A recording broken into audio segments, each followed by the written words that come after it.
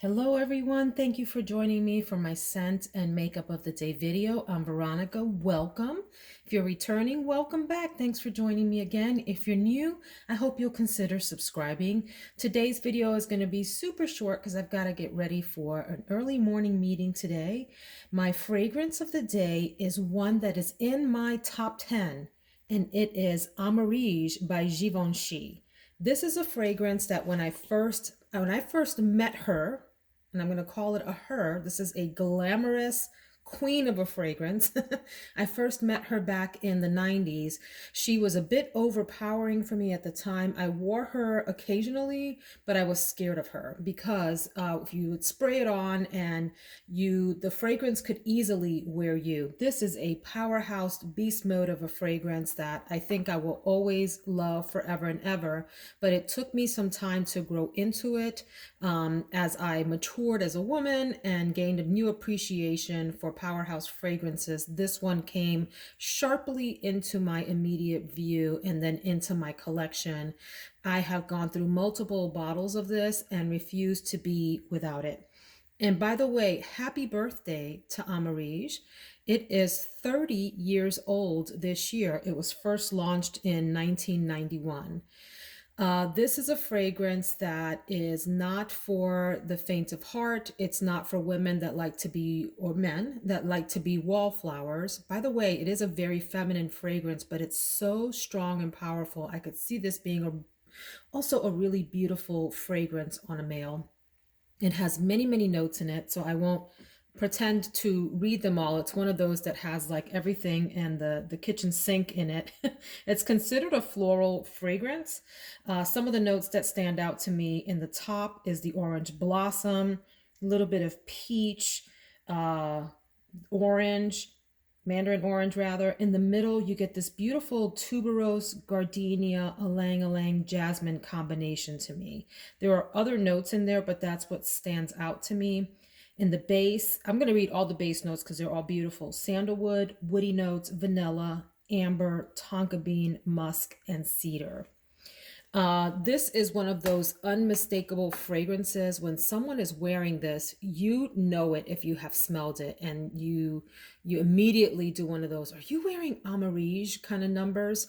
A friend of mine wore this when I used to teach, and when she came into the teacher's lounge, it was like this immediate opulent, beautiful, rich, deep, elegant, gorgeous, very present fragrance.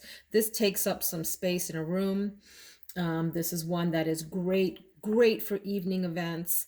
And if you wear it during the day and you're in an environment with a lot of other people, wear it sparingly, or you will probably offend some folks. This is one of those fragrances, but I just adore it. I think it is absolutely beautiful. But like I said, I had to grow into this fragrance. It was a like at first, but I was intimidated by it, if that makes sense. So this is Amarige, one of my most favorite fragrances. My husband also loves this on me. He immediately recognizes it, and it brings him this sense of just comfort. And he says that I smell very womanly and sexy in this. Amarige by Givenchy. Let's go do a really super quick look into the makeup of the day.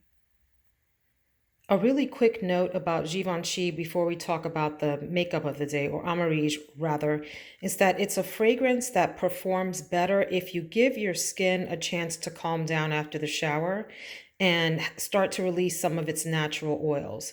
You know how when you come out of the shower at first, your skin's rather dry, and sometimes fragrances will have trouble adhering. I find that for me, Amarige does best when I give my skin an hour or two to mellow out and start to develop its own oils after the shower, and then it can adhere to that, and then it's just like a beautiful marriage of fragrances.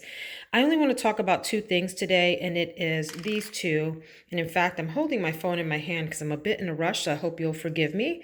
I think I mentioned in an earlier video that I thought about decluttering my Lorac palettes. I had Lorac Pro 1. Which one is this? Are you number 3? Yes, this is number 3, the Lorac palette number 3, Pro palette number 3 rather. I had 1 and 2, and actually took some of the pans out. It's called depotting them, and put them in what you call a Z palette, because I do like the shadows, but I didn't like all of the shadows in those palettes. They are really nice palettes, but this is number 3, and I still have number 4, which is the more like purpley toned one. This is a nice simple palette of rather light colors. If you're looking for simple looks, this is a good one. Lorac Pro 3. The one gripe that I have about the Lorac formula is it's a little powdery, as you can see here from this one in particular, Medallion, which I do have on my eye today. They kick up a lot. Let me show you what I mean. Let me grab a brush here. And so I have, for example, canvas on my eyes. And so when you tap in it, you see how, sorry for the camera situation, but you see how it kicked up a lot there? So that happens with the Lorac palettes, and that's not fun to deal with, but you do get a really nice soft look. It is easy to overblend these, so that's my one caution with the Lorac shadows, because they are so soft. They can easily blend. Oh, hello, speaker. How are you? Do you want to come into the frame here? Okay, let's let you go back out of frame.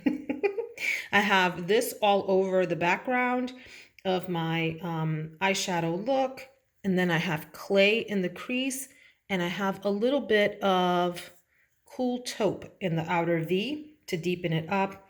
I have Medallion on the outer third of my eyelid into the middle, and I have this almond pearl in the middle to the inner corner, and then I also put a little bit of this light gold on the middle of my eyelid. It's a very, very simple look, but with a lot of impact, if that makes sense. I will post my pictures on Instagram at Veronica Says All. So I do recommend these Lorac Pro palettes. This one is rather old, and the formula is a little bit on the drier side. So I may think about repurchasing. I'm just not sure if I want to repurchase yet, but really, I think the Lorac Pro palettes are like the unsung heroes of the palette world, if that makes sense.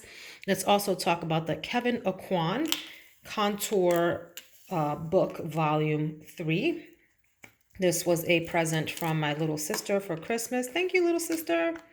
And it looks like this. This is a contour palette, as you can tell from the name. You've got a light, a medium, and a darker sculpting set of powders over here that are on the cooler tone side. So sometimes I'll mix stuff. Like I might go in with this, like maybe on the sides of my nose, do this around my face, and then this under my chin, or mix these two to get, I meant jawline, not under my chin. That sounds really weird. Along my jawline. Sometimes I'll mix these two if I want a more medium color or whatever. And then this is a blush situation going on here with a lighter tone here and a more brownish tone here. You can run your blush all along there for a blush look, or you can pat it in one or the other areas. So that actually, it looks a little purpley in the pan, but it gives you a nice pink flush on the face. And then you have some highlighters here, which are nice. So I will be posting my look. Like I said, I have got to run today to get ready for a meeting. So I'm going to keep this short. And I am so glad that you joined me. I hope that you have a fantastic day, and I will see you all in the next video, friends. Take care.